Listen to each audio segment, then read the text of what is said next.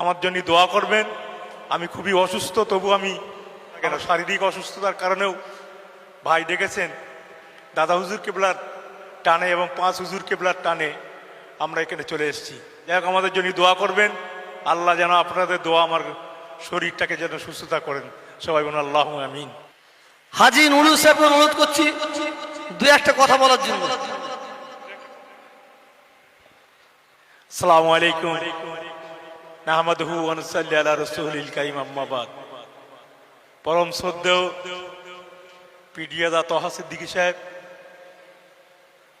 পরম শ্রদ্ধেয় হুজুরগণ, আপনাদের সকলকে আমার আন্তরিক সালাম মোবারকবাদ জানাই। এত বড় অনুষ্ঠান, আমি সত্যি আজকে অভিভূত যে ভাই এত ভালো অনুষ্ঠান করছেন। শুধু তাই না, যারা এখানে বসে আছেন তারা বেহেশতের বাগানে বসে আছেন।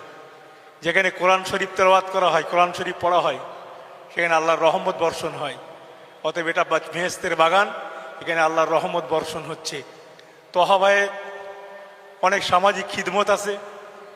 আমি ক্ষুদ্রতম মানুষ, আমি অনেক দিন থেকে আমি দাদা হুজুর কেবলার সিলসিলা হিসেবে আমাকে নিজেকে আমার খুব গর্বিত মনে করি এবং ফুরফুরা আমাদের অন্তরের স্থল।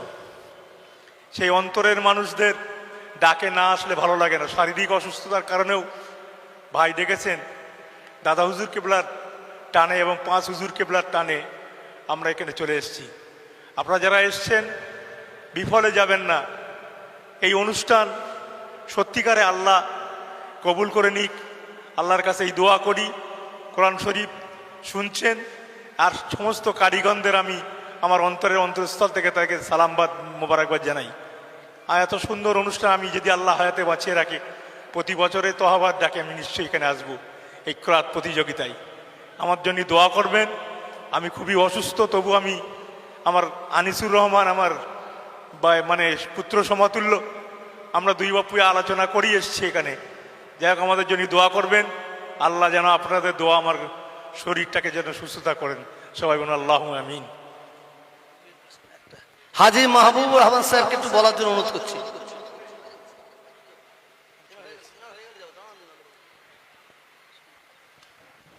আসসালামু আলাইকুম রহমতুল্লাহ বরকাতুহু। ভারতের দ্বিতীয় বৃহত্তম মুসলিম তীর্থভূমি ফুরফুরা দরবার শরীফ মুজাদ্দিদিয়া অনাথ ফাউন্ডেশনের পরিচালনায় মুজাদ্দিদ জামান দাদা হুজুর পীর কেবলা রহমতুল্লাহ আলাই ও 5 হুজুর পীর রহমতুল্লাহ আলাইদের স্মরণে আমাদের সকলের পীর, আমাদের অন্তরের অন্তঃস্থলে যিনি আছেন সেই পীরজাদা